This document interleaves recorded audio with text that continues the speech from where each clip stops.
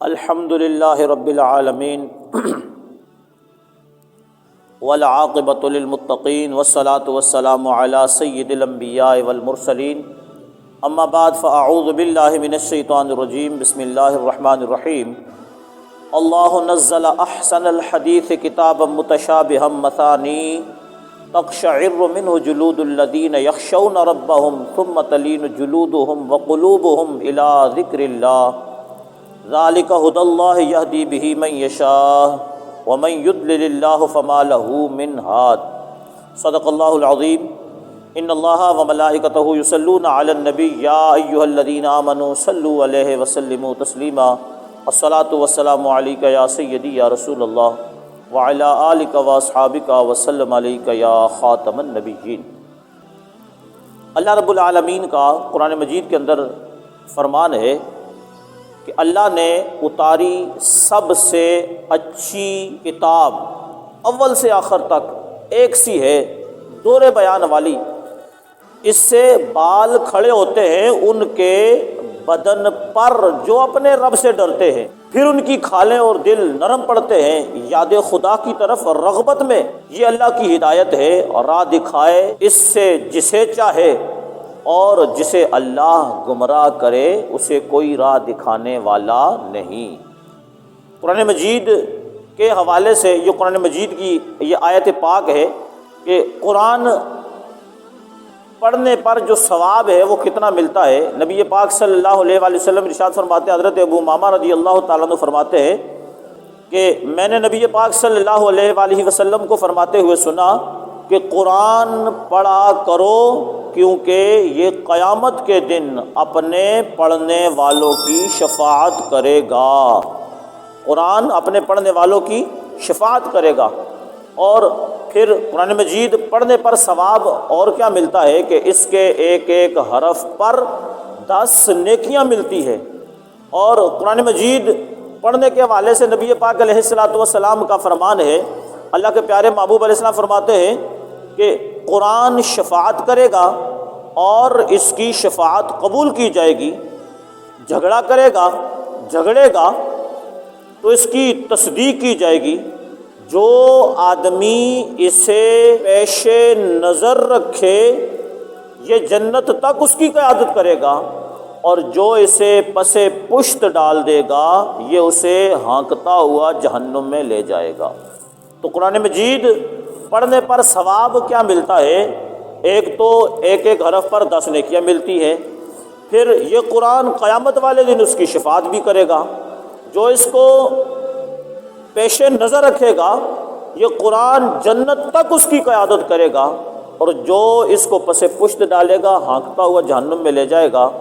یہ قرآن پڑھنے پر ثواب اور نہ پڑھنے پر جو ہے یہ عذاب، اس لیے ہمیں قرآن مجید کی کثرت سے تلاوت کرنی چاہیے۔ اچھا، قرآن مجید پڑھنے پر ثواب بھی ہے، قیامت والے دن شفاعت بھی کرے گا۔ اس قرآن کے پڑھنے سے، اس کی تلاوت کرنے سے رزق و روزی میں برکت بھی پھر ہوتی ہے۔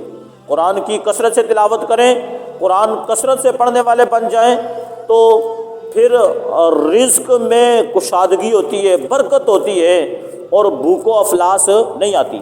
نبی پاک صلی اللہ علیہ وآلہ وسلم کا ارشاد پاک ہے قرآن مجید ہی کے اندر، سورہ واقعہ ہے 27ویں پارے کے اندر، 27ویں پارے کی سورہ واقعہ ہے۔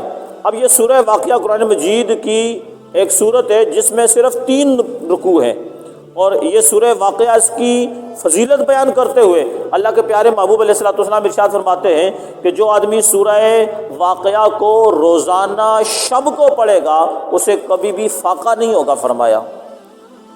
پھر حضرت انس رضی اللہ تعالیٰ عنہ آپ ارشاد فرماتے ہیں کہ سورہ واقعہ یہ دولت و ثروت کی صورت ہے، یعنی یہ صورت پڑھنے سے بھوک و افلاس ختم ہو جاتی ہے، یہ دولت و ثروت کی صورت ہے۔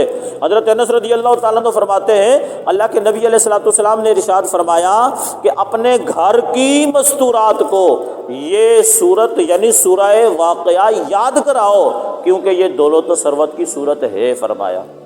تو اس لیے قرآن مجید کی یہ سورہ واقعہ پڑھنے سے رزق میں برکت بھی ہوتی ہے۔